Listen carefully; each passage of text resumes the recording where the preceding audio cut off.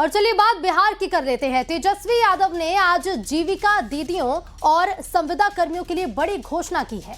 उन्होंने कहा है कि जीविका दीदियों में काम कर रही सीएमएस यानी कि कम्युनिटी मोबिलाइजर्स को अब स्थायी किया जाएगा और उन्हें सरकारी कर्मचारी का दर्जा मिलेगा।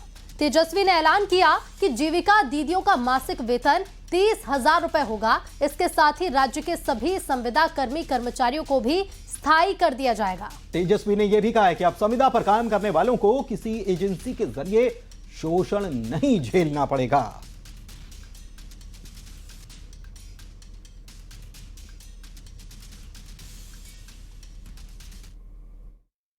उन सभी जीविका दीदियों की बात को सुनकर के हम लोगों ने राय मशवरा करके अध्ययन करके साइंटिफिक तौर पर हम लोगों ने निर्णय लिया है कि जितनी जीविका सीएम दीदियां हैं यानी कम्युनिटी मोबिलाइजर्स हैं, उन सभी सीएम दीदियों को स्थायी कर उन्हें सरकारी कर्मचारी का दर्जा देकर उनके वेतन को 30,000 प्रति माह हम लोग करेंगे। ये कोई मामूली घोषणा नहीं है, ये कई वर्षों से हमारी जीविका दीदियों की मांग रही है कि जीविका दीदियों को स्थायी किया जाए। जीविका समूह की दीदियों द्वारा लिए गए लोन के सूद को माफ करा जाएगा। यानी अब तक जितनी जीविका दीदी लोन ली है, जो उनका इंटरेस्ट है, उसको इंटरेस्ट को हम लोग जो है माफ करने का काम करेंगे। और तेजस्वी यादव के वादे पर सम्राट चौधरी और चिराग पासवान ने निशाना भी साधा है। सम्राट चौधरी ने कहा है कि 15 साल तक तेजस्वी के माता पिता ने बिहार को लूटा और अब ये नौकरी देने की बात कर रहे हैं। तो वहीं चिराग पासवान ने भी तेजस्वी के वादे पर निशाना साधा है। पहले कहा कि 2,70,00,000 लोगों को सरकारी नौकरी देंगे। आज जिस बात की चर्चा वो कर रहे हैं, 15 साल तक उनके पिताजी माताजी ने बिहार को लूटा, बिहार की जनता देखी है। पूरे परिवार ने 1,00,000 लोगों को भी सरकारी नौकरी नहीं दिया। ये पूरा बिहार जानता है, ये लोग गप मारने वाले लोग हैं और ये लोग सिर्फ सपना दिखा सकते हैं। चुनाव के समय याद होता है, चुनाव के बाद याद नहीं रहता। ये लोग सिर्फ लूटने के लिए जाने जाते हैं और बिहार को बर्बाद करने के लिए। जो गठबंधन को नहीं संभाल पा रहे, मेरी तो समझ के परे है कि भाई ये लोग कौन सी दुनिया में ये लोग जी रहे हैं। यहाँ पे आज की तारीख में जब दूसरे चरण का नामांकन हो गया है, इस तरीके की बातें करके अपने बिखरे हुए या कोलैप्स्ड गठबंधन के ऊपर जो ये लोग पर्दा डालने का प्रयास कर रहे हैं, हम जब सरकार में आएंगे, हम ये करेंगे, हम वो करेंगे। प्रभु आप आइएगा कैसे सरकार में? ऐसा गठबंधन आज तक कभी भारत के राजनीतिक इतिहास में हम लोगों ने नहीं देखा। और इधर महाराष्ट्र में पुणे के ऐतिहासिक शनिवार वाड़ा किले में मुस्लिम औरतों के नमाज पढ़ने के वीडियो के वायरल होने का मामला गर्माता जा रहा है। और वीडियो वायरल होने के बाद 3 महिलाओं पर मामला भी दर्ज कर लिया गया है। और इससे पहले बीजेपी और हिंदू संगठन के लोगों ने किले का शुद्धिकरण कराया और विरोध प्रदर्शन किया था। उधर महाराष्ट्र में बीजेपी का साथ सत्ता में रहने वाली पार्टी में पुणे नमाज मामले पर मतभेद है। अजित पवार गुट के राष्ट्रवादी कांग्रेस पार्टी ने बीजेपी सांसद मेधा कुलकर्णी पर मुद्दे को सांप्रदायिक रूप देने का आरोप लगाया है और साथ ही उनके खिलाफ मामला दर्ज करने की मांग भी की गई है।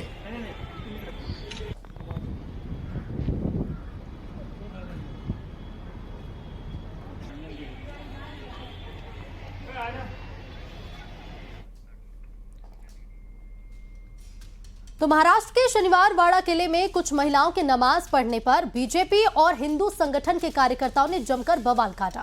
बीजेपी की राज्यसभा सांसद मेधा कुलकर्णी ने रविवार को हिंदू संगठनों के कार्यकर्ताओं के साथ पुणे के ऐतिहासिक शनिवार वाड़ा में मार्च भी किया और उस जगह पर शुद्धिकरण किया जहां पर मुस्लिम महिलाओं ने नमाज पढ़ी थी। इस दौरान हिंदू संगठनों ने वहां गौमूत्र छिड़का और शिव वंदना भी की। पुणे में मौजूद शनिवार वाड़ा को 1736 में पेशवाओं ने बनवाया था और इसे पेशवा शक्ति के केंद्र और पुणे के इतिहास और संस्कृति के प्रतीक के रूप में प्रतिष्ठित दर्जा प्राप्त है। इस किले में मुस्लिम औरतों के नमाज पढ़ने के वीडियो के वायरल होने पर बवाल मचा हुआ है।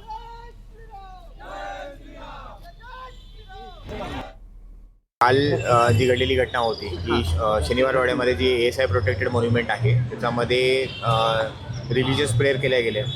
त्या रिलिजियस प्रेयरच्या अनुषंगाने आजचा जो मोर्चा निघाला गेला याच्यामध्ये पूर्वी जी कारवाई झाली तो मोर्चा निघाला तिथे एक साईडला आहे, पण जे पण तक्रार दिल्या जाईल ASI चे जे अधिकारी कर्मचारी आहेत ज्या प्रकारे ते त्यांची कंप्लेंट असेल त्या प्रकारे कंप्लेंट घेऊन आपण पुढील कारवाई करणार आहे। ते आम्ही शोध घेतलेला आहे पूर्ण नुकताच म्हणजे 1-2 दिवसातला हा व्हिडिओ आहे, पण त्याची पूर्ण डिटेलिंग काढणं कोण होते कोण नहीं होते त्याचं पुढील तपास।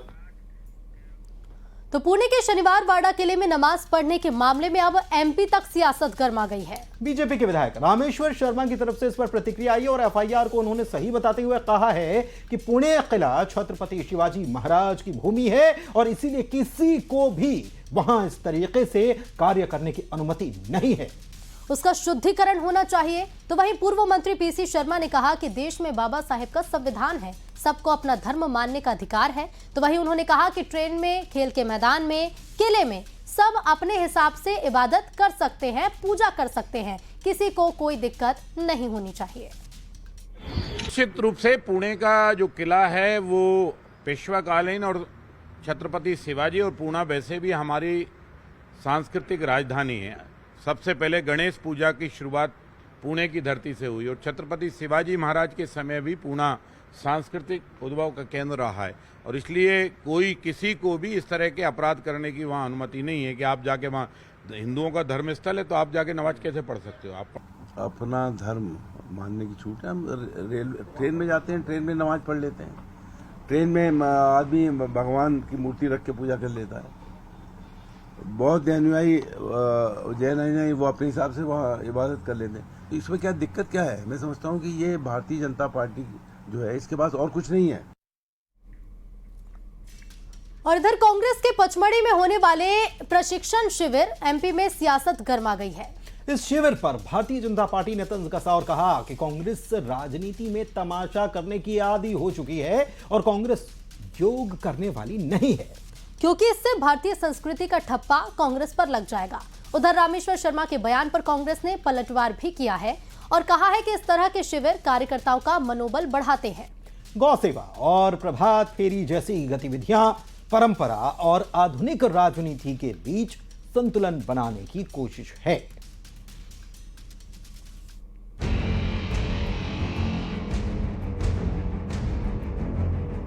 MP कांग्रेस नवंबर में पचमढ़ी में प्रशिक्षण शिविर का आयोजन करने जा रही है। शिविर में कांग्रेस सांसद राहुल गांधी और कांग्रेस अध्यक्ष मल्लिकार्जुन खड़गे शामिल होंगे। कांग्रेस के बड़े नेताओं की ओर से कांग्रेस जिला अध्यक्षों को ट्रेनिंग दी जाएगी। शिविर में गौ सेवा, प्रभात फेरी, योग, स्वच्छता, अनुशासन का पाठ सिखाया जाएगा। बूथ स्तर पर पार्टी को मजबूत करने के गुर सिखाए जाएंगे। राहुल गांधी नेताओं से 1-to-1 चर्चा भी करेंगे। नए जिला अध्यक्षों को प्रशिक्षित करना इसका मकसद है। करीब 10 दिन तक कांग्रेस का शिविर चलेगा। हर सुबह सामूहिक योग और प्रभात फेरी होगी। प्रभात फेरी में राहुल गांधी भी शामिल होंगे। पार्टी एजेंडा और संगठनात्मक मुद्दों पर चर्चा होगी। कांग्रेस इसे 2028 की चुनावी मिशन की तैयारी मान रही है। कांग्रेस के शिविर पर MP में सियासत गर्मा गई है। बीजेपी विधायक रामेश्वर शर्मा ने निशाना साधते हुए कहा कि 10 दिन कांग्रेसी शिविर में क्या करेंगे, बीजेपी की नकल करने से काम नहीं चलेगा। उधर बीजेपी के आरोपों पर कांग्रेस ने पलटवार किया है। देखिए, अब कांग्रेस तो राजनीति में तमाशे के लिए आदी हो गई। अब उसका खुद मूल तो बचा नहीं है और मूल नहीं बचा तो व्यवहार भी नहीं बचा और व्यवहार नहीं बचा तो उसके कारण अब उपदेशात्मक वो बात करने की कोशिश करती, पर ऐसा तो है नहीं। योग तो कांग्रेस करने वाली नहीं है, क्योंकि योग करेंगे तो भारतीय संस्कृति का ठप्पा लग जाएगा और भारतीय संस्कृति का ठप्पा लग जाएगा तो मुसलमान और ईसाई नाराज हो जाएंगे। संगठन को मजबूत करने के लिए संगठन सृजन अभियान लेकर आए, जिसमें 7-7 दिन तक जो भी पर्यवेक्षक थे, 10 दिन की ट्रेनिंग पचमढ़ी में होगी। मैं समझता हूँ कि धार्मिक या योग का भी जो वो होता है कैंप, उसमें सब चीजें सिखाई जाती है, जिससे आदमी मजबूत होता है। कांग्रेस का दावा है कि इस तरह के शिविर कार्यकर्ताओं का मनोबल बढ़ाते हैं। गौ सेवा और प्रभात फेरी जैसी गतिविधियां परंपरा और आधुनिक राजनीति के बीच संतुलन बनाने की कोशिश है। Bureau report, news 18। Madhya Pradesh में जहरीले सिरप से 26 बच्चों की मौत के बाद अब राज्य सरकार दवाओं में होने वाली मिलावट की जांच माइक्रो लेवल पर कराने की तैयारी कर रही है और इसके लिए दवाओं की जांच के पूरे सिस्टम को अपग्रेड करने का प्रस्ताव भी तैयार किया गया है। दावा यह है कि जिलों में मोबाइल लैब की मदद से जांच की जाएगी। इस बदलाव पर करीब 211 करोड़ रुपए खर्च करने की तैयारी है। अब ये पैसा कहां और कैसे खर्च किया जाएगा वो भी आपको बताते हैं।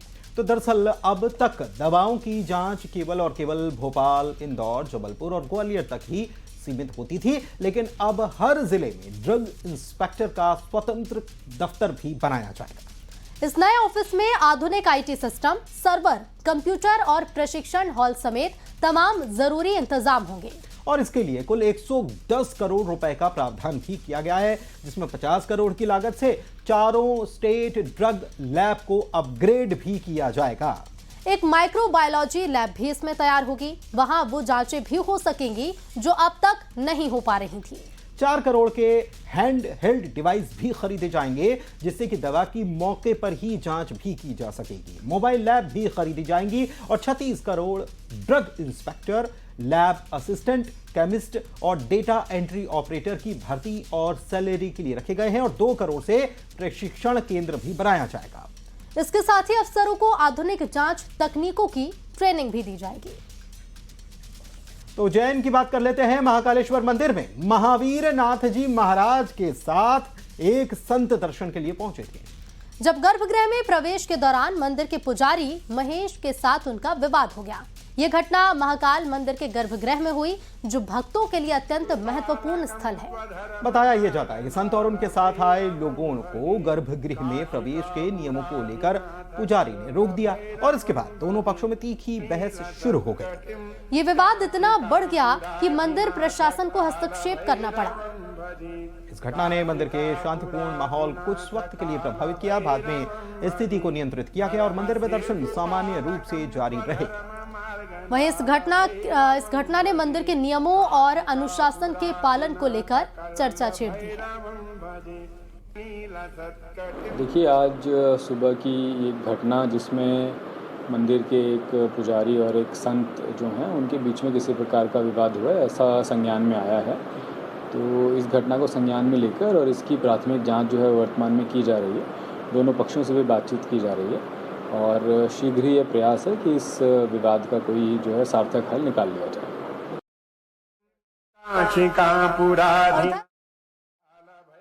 दो सगे भाइयों की धारदार हथियार से हमला कर निर्मम हत्या करने का मामला सामने आया है और एक युवक इसमें गंभीर रूप से घायल है। जिंदगी और मौत के बीच अस्पताल में जूझ रहा है। जानकारी के मुताबिक दोनों मृतक भाई दुकान में दिया जलाने गए और तभी गांव के अनुराग शर्मा अपने 10 से ज्यादा साथियों के साथ दुकान में घुसा और हमला कर दिया। कुछ ही देर में इस हमले में एक भाई की मौत हो गई, जबकि दूसरे भाई की हालत नाजुक है और इलाज शुरू होने से पहले ही उसने भी दम तोड़ दिया। इधर मृतक के परिजनों ने चक्का जाम कर दिया। पुलिस के खिलाफ जमकर नारेबाजी भी की गई। चक्का जाम से शहडोल बुढ़हार हाईवे पर वाहनों की लंबी कतार लगी। परिजनों को पुलिस ने समझाया। पुलिस ने मुख्य आरोपी को गिरफ्तार किया है, जबकि फरार आरोपियों की तलाश में पुलिस जुटी हुई है। और इधर इस मामले में लापरवाही बरतने पर एसपी ने केशवाही चौकी प्रभारी आशीष झरिया को लाइन अटैच भी कर दिया है। मेरा भाई दुकान में बैठे थे, इतने में अनुराग शर्मा, निलेश कुशवाहा, नयन पाठक, सचिन शर्मा जो अमलई का है और 10 लोग उसके साथ, अनुराग शर्मा हाथ में तलवार और एक बंदूक लेकर आया। निलेश। 2 पक्षों के बीच मारपीट की घटना हुई है, जिसमें 3 लोग गंभीर रूप से घायल हुए। 3 गंभीर घायलों को बुढ़ार अस्पताल ले जाते समय एक व्यक्ति की मृत्यु हो गई। शेष 2 को रेफर किया गया शहडोल मेडिकल कॉलेज के लिए। उनमें से भी एक व्यक्ति की मृत्यु शहडोल मेडिकल कॉलेज में। डलवाइए कतरा।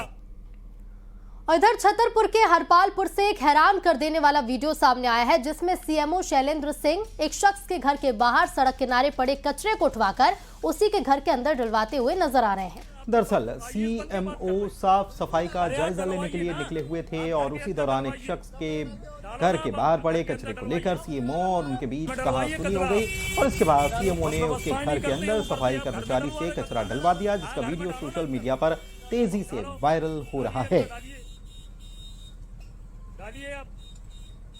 आप तो आइए, आपके पास तो आईएएस बन के बात कर रहे हैं। अरे आप डलवाइए ना, आप घर के अंदर डलवाइए, डालो ना आप।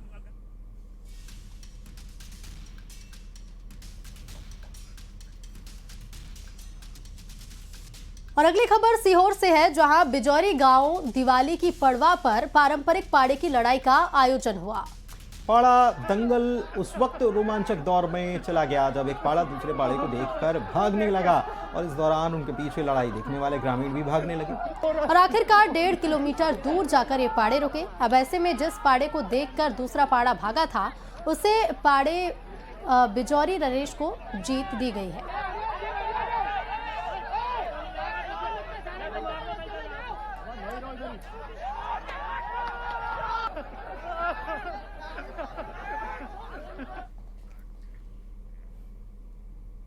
यूपी के पूर्व मंत्री स्वामी प्रसाद मौर्य एक बार फिर से सुर्खियों में हैं।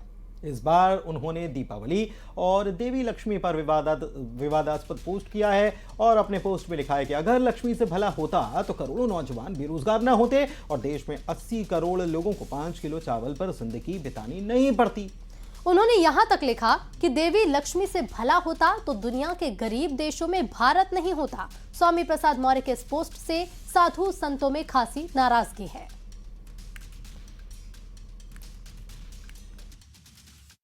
आपके बयान को लेकर कई लोगों ने आपत्ति जताई है, इस पर क्या कहना है? पहली बात तो मैंने कोई ऐसा बयान दिया ही नहीं कि लोगों को आपत्ति दर्ज करनी चाहिए या लोगों की भावनाएं आहत होनी चाहिए। मैंने सच उजागर करने की कोशिश की कि सही मायने में घर की लक्ष्मी गृहिणी होती है, इसलिए अगर घर में सुख संपदा वैभव चाहते हैं, घर को स्वर्ग बनाना चाहते हैं, तो अपने घरवाली का सम्मान करिए। और विश्व हिंदू परिषद ने स्वामी प्रसाद मौर्य के बयान की निंदा की है। उधर हनुमानगढ़ी के मुख्य पुजारी ने कहा है कि ऐसे लोगों को समाज में रहने का अधिकार भी नहीं है। अपने आप को दलितों का मसीहा ये करते हैं, उनके बारे में कोई दो शब्द बोले क्या इन्होंने कभी? अखिलेश को माफी नहीं मांगनी चाहिए क्या? आप देखिए कि भारत के अंदर रह करके वेटिकन की वकालत करते हो। मुझे तो ऐसा लगता है जैसे इन्होंने ठेका लेकर के कि पोप से कोई पैसे खाए होंगे, जो इस तरह से दिवाली को इस तरह से बदनाम करने की कोशिश कर रहे हैं।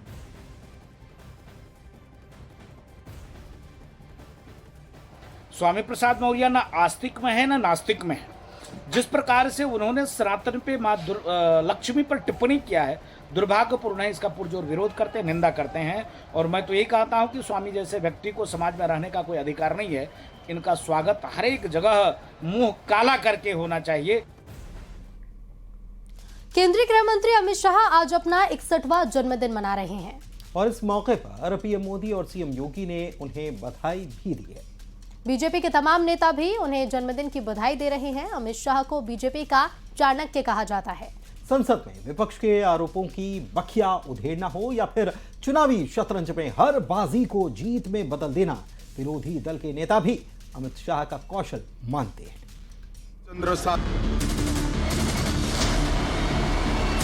अमित अनिल चंद्र शाह ईश्वर की शपथ लेता हूं कि मैं विधि द्वारा स्थापित भारत के संविधान के प्रति सच्ची श्रद्धा और निष्ठा रखूंगा। बात कर रहे हैं देश के गृह मंत्री, बीजेपी के चाणक्य और दिग्गज राजनेता अमित शाह की। 22 अक्टूबर 1964 को एक गुजराती व्यापारी घराने में पैदा हुए अमित शाह महज 14 साल की उम्र में संघ से जुड़ गए। एक साधारण परिवार का लड़का संघ से सेवा सूत्र सीखता है और फिर उसी सेवा भाव को एक मुकाम तक पहुंचाने की खातिर राजनीति से जुड़ जाता है। और सेवा भाव का यही रास्ता उन्हें देश के सबसे ऊंचे मकामों में से एक तक पहुंचाता है। और इस मंजिल के सफर में कई बार इतिहास लिखा जाता रहा। बीजेपी के राष्ट्रीय अध्यक्ष बनते ही अमित शाह ने 2014 के लोकसभा चुनाव में पार्टी को 282 सीटें दिलाईं, जो पहली बार पूर्ण बहुमत था। उनकी रणनीति ने उत्तर प्रदेश में 71 सीटें जीतकर विपक्ष को सियासी तौर पर बड़ा झटका दिया। खास बात ये कि अमित शाह कितने सूक्ष्म तौर पर रणनीति बनाते हैं, इसका अंदाजा इसी बात से लगाया जाता है कि उन्होंने इसके लिए 60,000 बूथों पर निजी तौर पर रणनीति बनाई थी। अमित शाह के नेतृत्व में बीजेपी ने 2019 में 303 सीटें जीती, जो संगठनात्मक ताकत का सबूत था। पश्चिम बंगाल जैसे राज्यों में भाजपा की सीटें बढ़ी और कई दूसरे राज्यों में लगातार विजय ने बीजेपी को मजबूत किया। इसके अलावा अमित शाह ने संगठन विस्तार पर फोकस करते हुए बीजेपी को दक्षिण और पूर्वी भारत में मजबूत किया। तमिलनाडु में AIADMK के साथ गठबंधन और बंगाल में 77 सीटों की जीत उनकी रणनीति का ही नतीजा थी।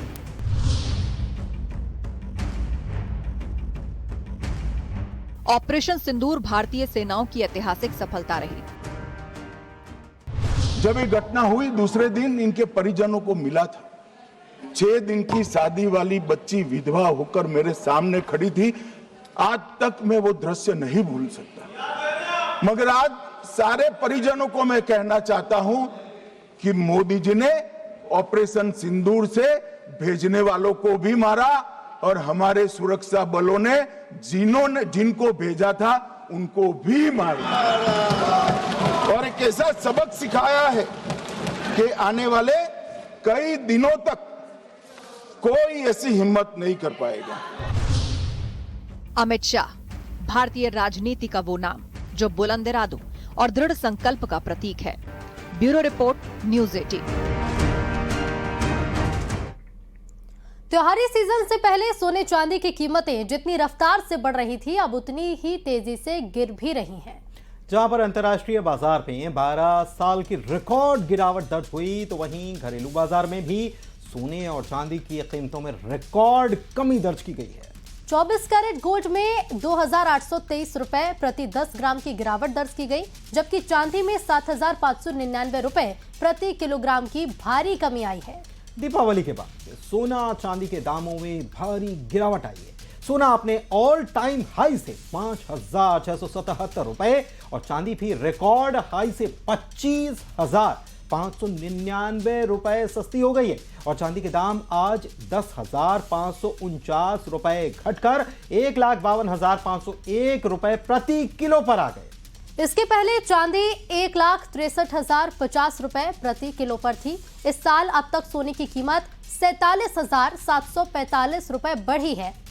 31 दिसंबर 2024 को 10 ग्राम 24 कैरेट सोना 76,162 रुपए पर था, जो अब 1,23,907 रुपए पर पहुंचा हुआ है।